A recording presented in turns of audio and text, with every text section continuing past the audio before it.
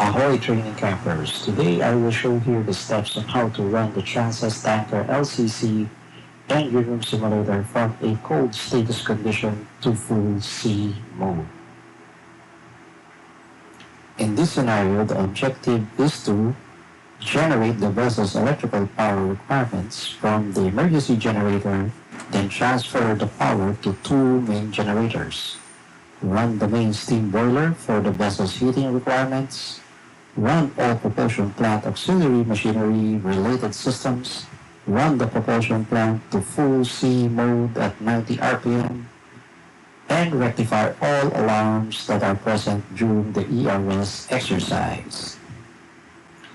But first, let us check the simulator's initial condition. Here we have the main engine telegraph is in stop condition. The emergency generator is running and with zero load on the bus bar. The condition of the main boiler is not running.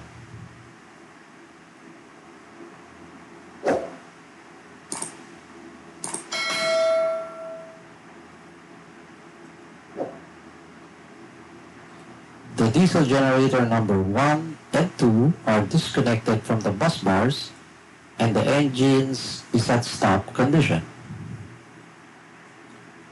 The main propulsion plant and other related auxiliaries are also not running.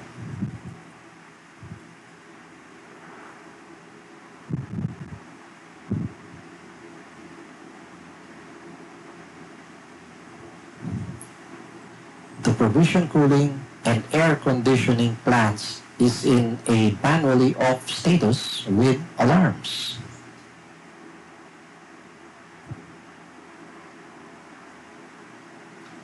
The turbo generator plant, water desalination plant, incinerator, and inert gas systems all are in manually off status with alarms.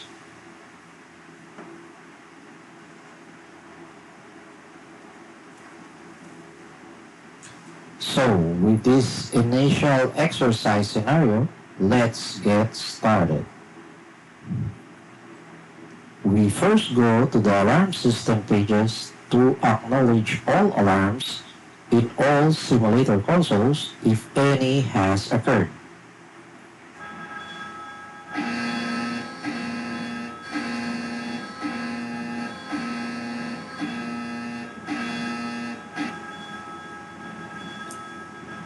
On the EG page, confirm if the emergency generator is in running condition.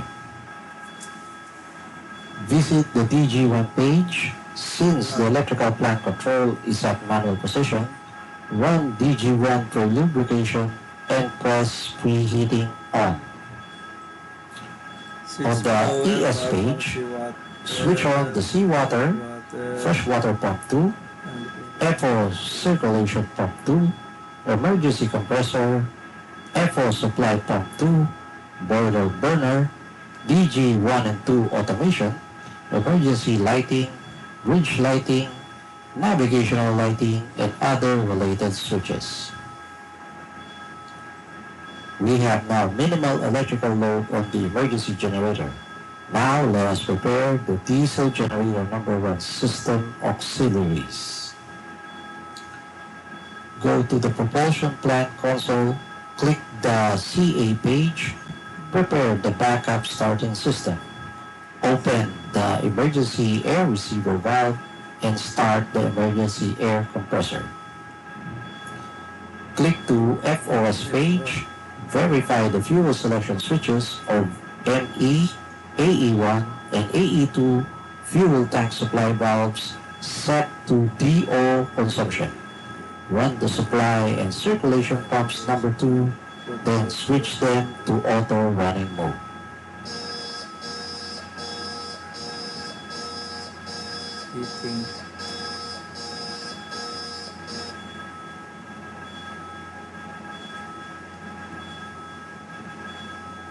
Head on to the SW page, the FW1, LO1, camshaft, compressor, and shaft bearing coolers are already open.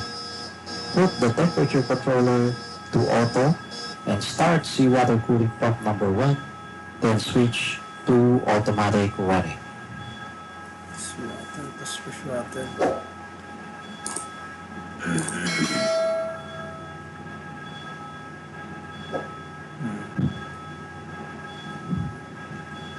Next is the FW page.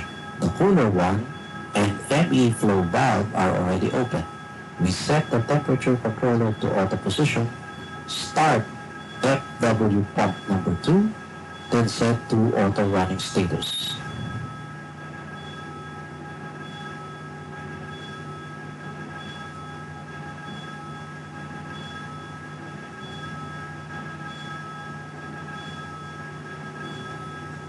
Proceeding back to the electrical plant console, we have load on the EG panel board. The DG1 parameter readings can be noticed on the starting air, seawater, and freshwater pressure gauges. To run diesel generator number 1, press the start button. Once the RPM is at 997, the alternator will produce a steady voltage and hertz. Then, press the connect button to put the generator to the bus bar. The emergency generator has been disconnected from the bus bar, which means all electrical load has been transferred to the main generator number 1.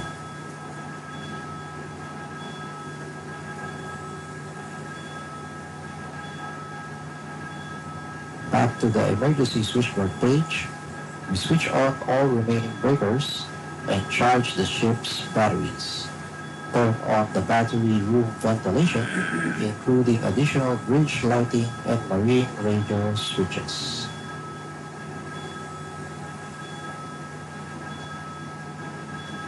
Ano pala na?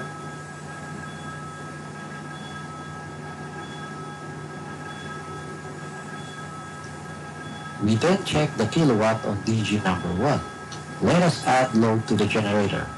Proceed to the distribution page. Turn all distribution high voltage breakers to the on position, including the low voltage circuit breakers. Take note, the bow thruster, TRF, and winch circuit breakers should be off. You need 2 main generators for it to be utilized. Afterwards, verify the kilowatt on the panel board, which is about 100 kilowatts. We then stop the DG number 1 preheating and the pre-lubrication put to automatic setting.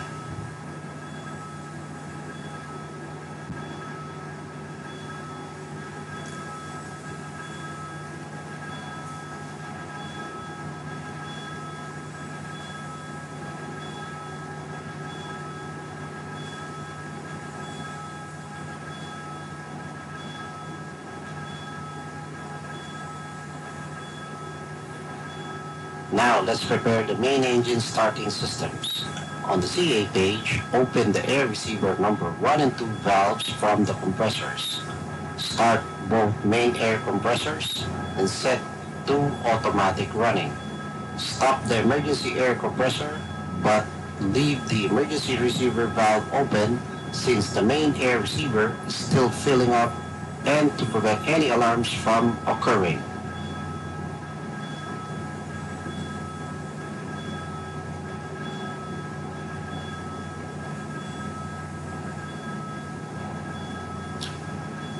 Next, on the LO page, the LO cooler 1 is open already.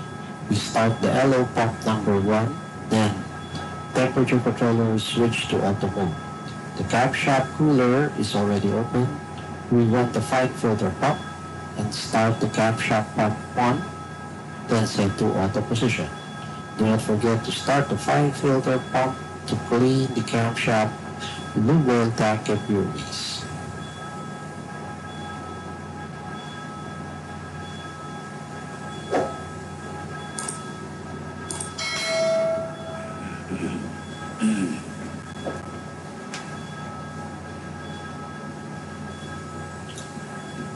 Let us proceed to the boiler. On the SP page, we have a low steam pressure indication on the gauge. Immediately close the aerating valve to prevent steam from escaping from the boiler drum. Next, run the boiler fan to pre-purge the gases inside the boiler furnace.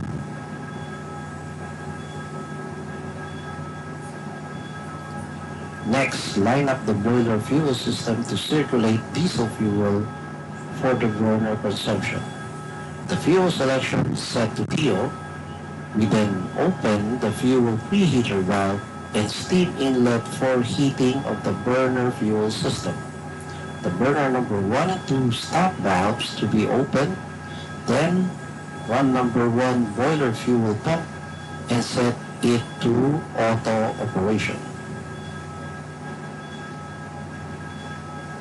Back to the SP page, manually fire the boiler burner number 1 and 2 and check the steam pressure parameter on the gauge to verify production of steam. Fuel temp alarms that occur on the BFS page can be rectified by opening the steam stop valve and consumer heating valve once the boiler pressure reaches 3.5 bars.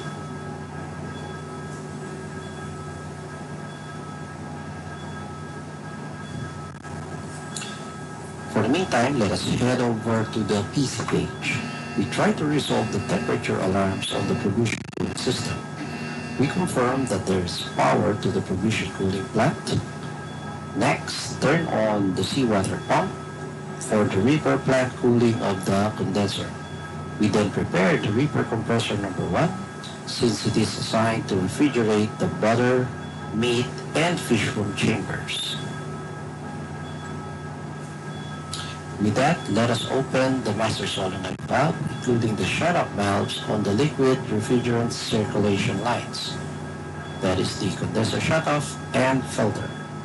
Proceed to turn on the compressor number 1, then gradually open the suction valve of the compressor to 10% opening, then observe the suction and discharge pressure gauges.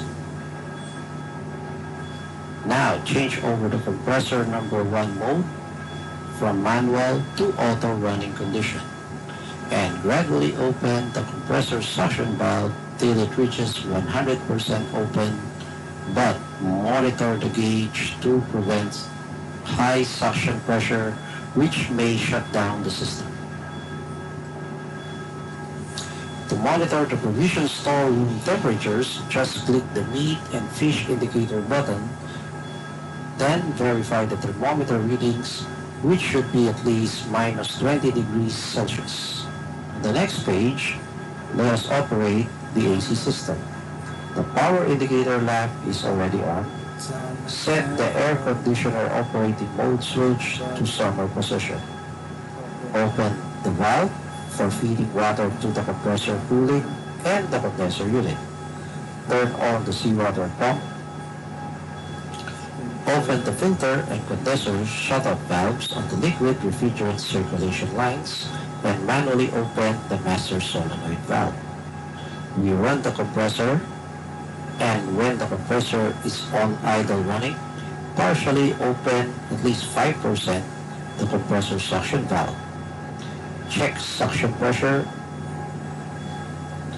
Set the compressor operating mode to auto position, then set the compressor suction valve to be fully open gradually. For the ship's accommodation cooling, just use the manual switches to set the desired temperature in the cabins using the cabin air distribution set switch inside the rooms, or otherwise known as the room thermostats.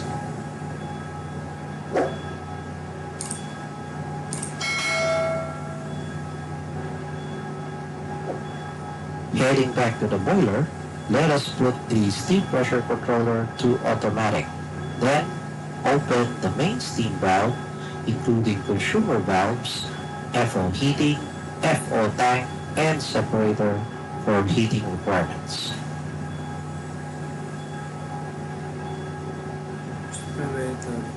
On the BFS page, let us raise the fuel temperature by setting the temperature controller to auto mode. This will cancel out the fuel temp alarm, which gives us the signal to change over the burner fuel supply consumption from diesel oil to heavy oil if the fuel temperature reaches normal condition. Do not forget to open the tracing steam as well as open heating of heavy fuel tank to at least 20% to prevent the bunker fuel from solidifying. Let us now open the superheater valves on the auxiliary and heat recovery boiler. To prevent boiler drum water level alarm problems, we turn on the feed water pump number 1 and circulation pump number 1 and set to auto for automated starting and stopping. Here we also open the condenser return valve to recycle the excess steam not used by the boiler, in which steam is converted back to water, then stored in the condensate tank, and again delivered back to the boiler via the feed pumps. Do not forget to replenish the condensate tank via the tank makeup valve and maintain the level at least 80% capacity. Now, let's prepare another diesel generator for the ship's maneuvering operation and departure from port. On DG2 page, run pre-lubrication of DG number 2. Press the preheating on button, and then press start button to run the generator and to warm up the engine to its normal rated RPM.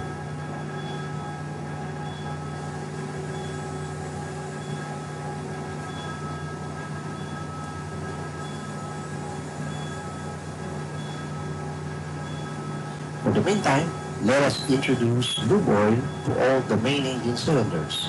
On the LO page, press the cylinder lubricators from number 1 to number 6, which are designed for pumping oil to the cylinders before starting of the main engine.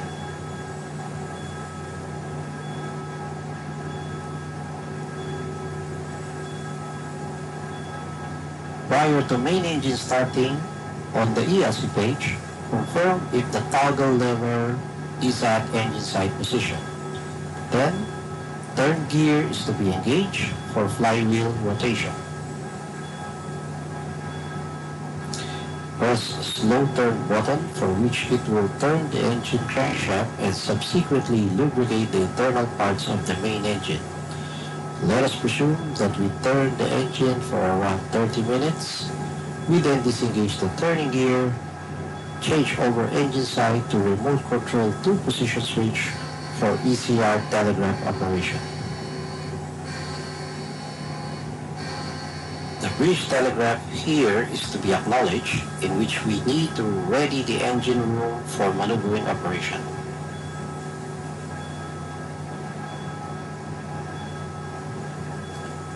Back to the DG2 page, the generator is ready to be connected in parallel to the bus bar. On the synchronizing page, click the DG2 button and reduce the DG2 speed via the governor control buttons. Reduce the generator RPM and monitor the phase sequence or hertz, which should be slightly higher or equal to the phase sequence of DG number 1. Both generators must have equal voltage and equal phase to be synchronized and shared at the same time. If DG number 1 hertz is equal with DG number 2, press the connect button of DG number 2 circuit breaker to put the incoming generator to the bus bar. Click onto the sharing page, then press the sharing selector DG1, DG2 button for load sharing of 2 diesel generators. Balance load on both generators by looking at the ammeter readings and using the generator's governor control. Increase load on DG2 and decrease the other generator load until ampere readings are the same.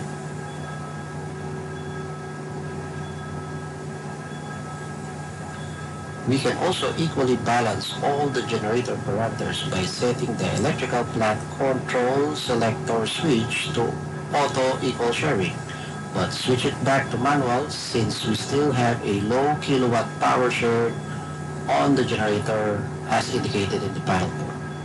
And do not forget to set the generator number 2 pre-lubrication to auto and preheating to off position.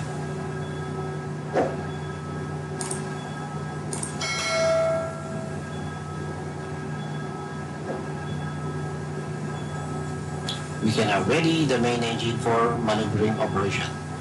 On the EXH page, close the air receiver drain valve and auto-run the scavenging air blower.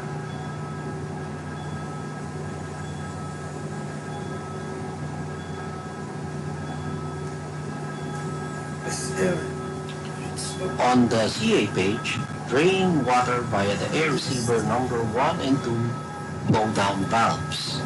Afterwards, open the start air and control air valves for receiver number 1, and we can now close the emergency air receiver valve.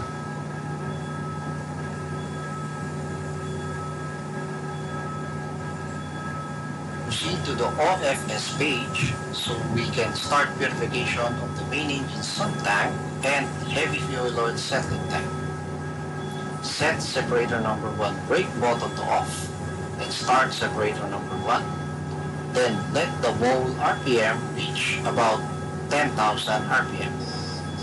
We also do this procedure with separator number 3, which is assigned as the lube oil purifier. Any alarms that occur, just acknowledge it and it will be rectified later.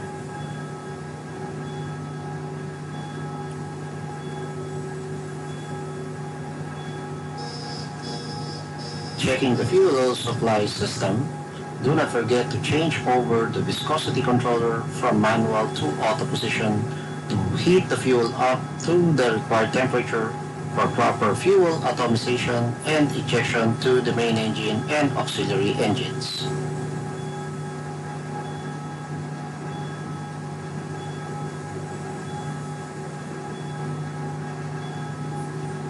The seawater and freshwater systems are running. We head over to the main engine page and ready the engine control air, main starting valve, and maneuvering program for running up the main propulsion plant. Of course, start 2 steering gear pumps for the ship's rudder control.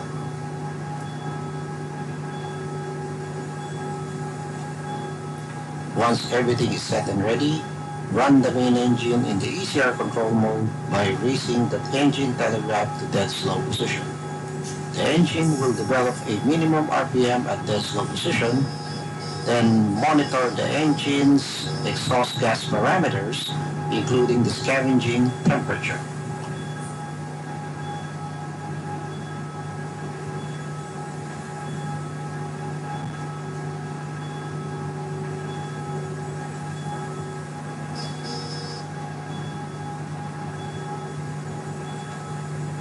Slowly move the telegraph handle, or you can fine-tune the ET lever position using the more or less buttons located on the right of the speed set point window. Again, carefully monitor the exhaust temperatures of all cylinders. Be sure that it does not reach above 500 degrees Celsius limit.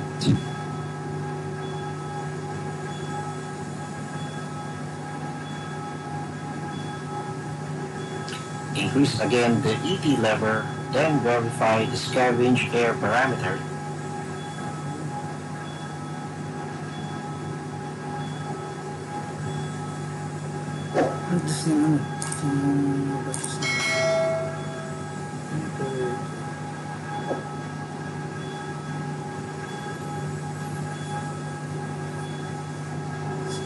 Increase again the ET lever, then verify the scavenge air parameters, which is scavenging temperature is maintained at around 45 to 50 degrees centigrade.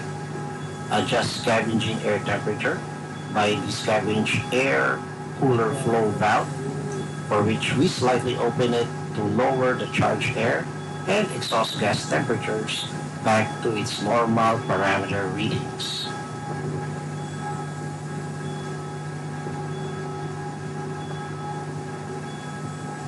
Now, raise again the engine speed gradually, then check again the exhaust gas and turbocharging system parameter readings.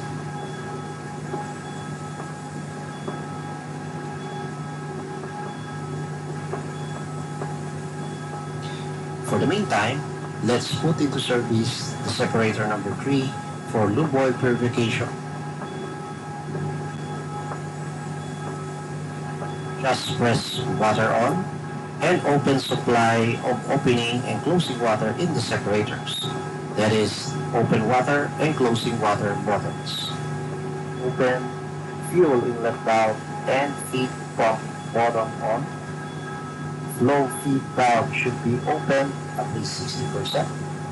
Afterwards, turn on heating button and set the required product temperature set point at around 80 degrees centigrade. We then lock the bowl by feeding the closing water, press the close button, and apply sealing water. Repeat the process with separator number 1 or the heavy fuel oil purifier number 1.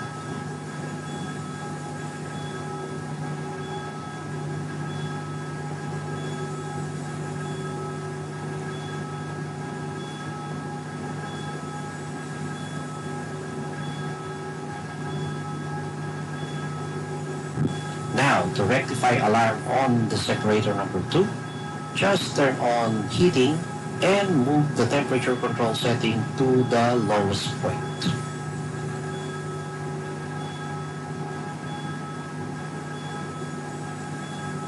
Let us visit the main engine control and move the ET lever to above the slow ahead to almost half ahead engine speed set point. In this situation, the present engine speed set point abruptly elevates the temperatures, which led to a very high exhaust gas reading. However, the rise of exhaust gas temperatures resulted to an increase of the turbocharger RPM that also led to an additional supply of charged air to the engine, thereby stabilizing the engine cylinder exhaust gas temperature readings.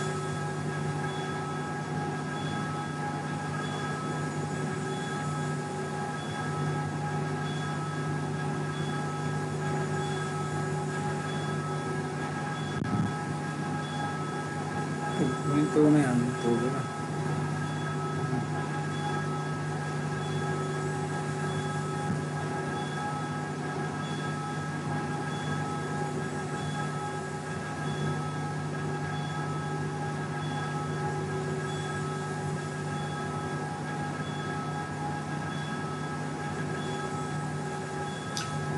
Slowly raising the engine speed to half ahead and constantly checking the exhaust, we have now the option to change over fuel selection of the main engine, auxiliary engine 1, auxiliary engine 2, from diesel oil to heavy fuel oil consumption on the FOS page.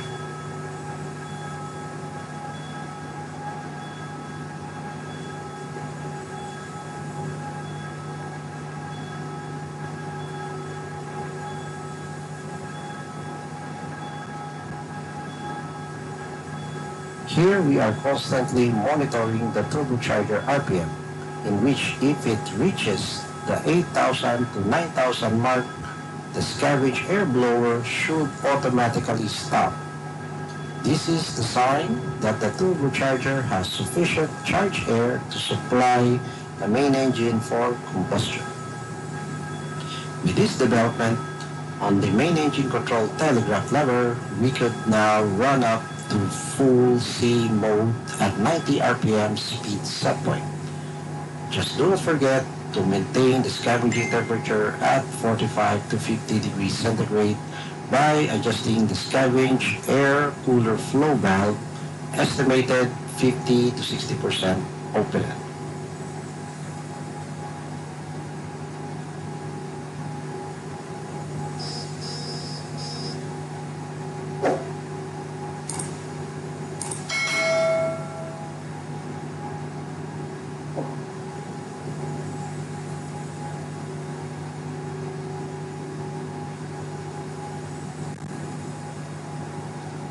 On the cylinder process page, Verify on the panel diagnostics regarding the working process in the main engine cylinders and for tuning the fuel supply system.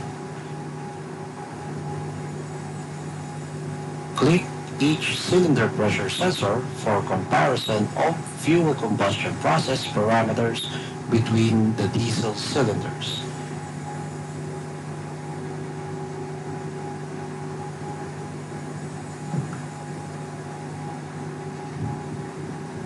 So the engine is running smoothly. Let's check the other auxiliary systems. On the turbo generator page, just run the priming pump to rectify the alarm. Let us operate the freshwater generator. On the WD page window, open the ejector's cutoff valve. Start the seawater pump. Open the feed water supply valve as appropriate for the required plant capacity. Estimated at 20% valve opening for boiler feed water production. Here we have the IGS page. The system is intended for the production and supply of inert gases to the tanker cargo tanks. Gas with a pressure higher than the atmospheric pressure replaces the fluid fire risk cargo during its pumping out from tanks and created an atmosphere in the tanks which prevents a fire or an explosion.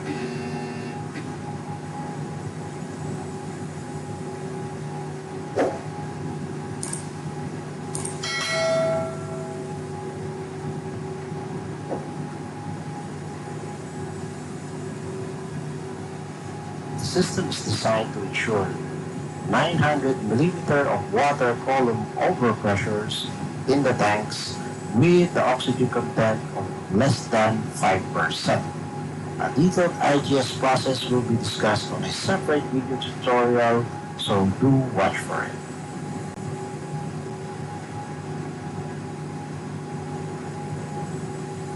Back to the desalination plant. The freshwater generator have already reached normal vacuum. You can now open the condenser cooling water supply valve, which controls the cooling water flow. We open the evaporator heating water valve.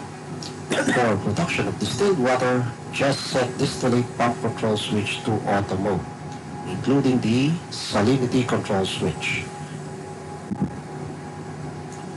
Afterwards, conduct watchkeeping on all ERS consoles. Check if there are no more alarms present on the stations.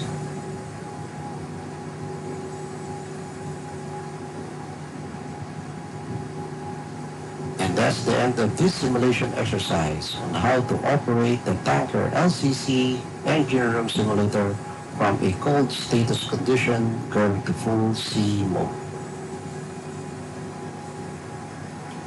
Thank you, campers, for watching this video. Please do not forget to like, share, comment, and subscribe to the channel. Also, check my other